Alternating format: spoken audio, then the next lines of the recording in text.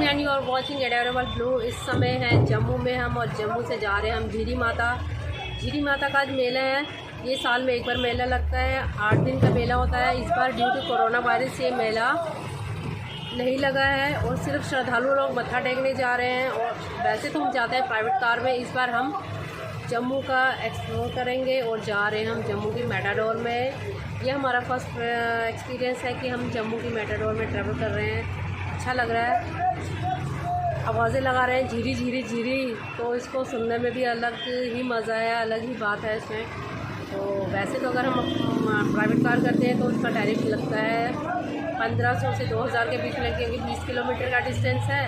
और अगर हम लोकल में जाते हैं तो इसमें 40 या 50 रुपीज़ है।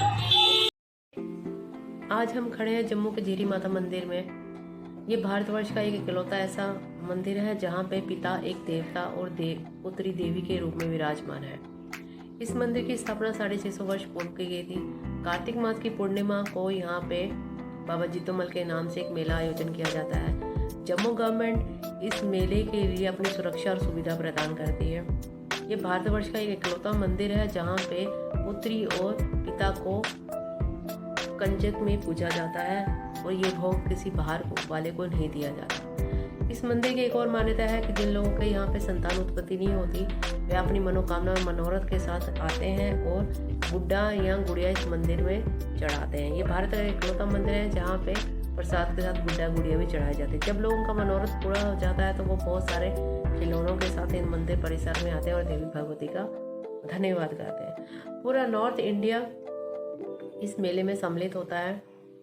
भारतवर्ष के बहुत सारे लोगों की ये कुलदेवी के रूप में इस स्थान को पूजते हैं और उनकी भरपूर आस्था इसमें सम्मिलित है। किसान लोग अपनी फसल का पहला शेयर इस मंदिर में आके डोनेट करते हैं और खिचड़ी के रूप में ये सबको प्रसाद बांटा जाता है।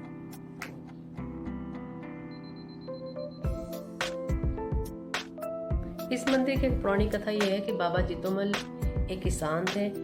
वो 12 वर्ष तक रोज माँ वैष्णो के दर्शन करते थे। माँ भगवती ने प्रसन्न होकर उन्हें दर्शन दिए और वरदान मांगने को कहा। तो बाबा जितोमल ने कहा कि वह साक्षात रूप में उनकी सेवा करना चाहते हैं। देवी भगवती ने उन्हें ये वरदान दिया और कहा कि वह उनके घर में अवतरित होंगी। जब देवी भगवती का उनके यहाँ अवतरण हुआ तो गांव के लोग उनके यहाँ बहुत ईर्ष्या करने लगे। तो जितोमल बाबा ने वो गांव छोड़ दिया और वो जम्मू के एक झीरी गांव में आके बस गए। झीरी गांव में आके बसने के बाद उन्होंने वहाँ के ज़मींदार से एक ज़मीन का टुकड़ा मांगा। ज़मींदार बहुत ही चालाक था, उसने वो बंजर ज़मीन का टुकड़ा दिया और साथ में कमिटमेंट किया कि अगर यहाँ पे फसल होती है तो वो फसल का 1/4 शेयर उसे दे दिया जाएगा। बाबा जितोमल इसके लिए तैयार हो गए। बाबा जितोमल किसान थे, उन्होंने बहुत लगन और देवी भगवती का आशीर्वाद उनके ऊपर होने की वजह से वो बंजर टुकड़ा बहुत ही उन्हें फलित हुआ, बहुत अच्छी फसल हुई। जब फसल की कटाई की गई तो गेहूँ निकला।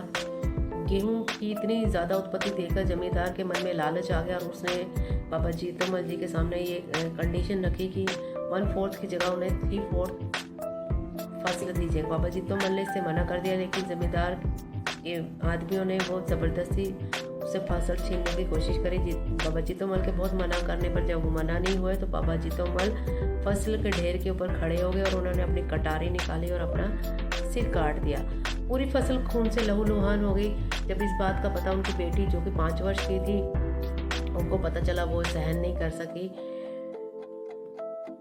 इस सदमे को सहन नहीं कर सकी, वहाँ बैठ गई। पर किसान जमींदार के पुरोहित उन्हें बताया कि अब उन पर एक ब्रह्म हत्या का दोष लग गया, तो उनके पार्थिव शरीर को ऐसे नीचे नहीं रख सकता। एक उच्च स्थल पर उनकी चिता बनाई गई।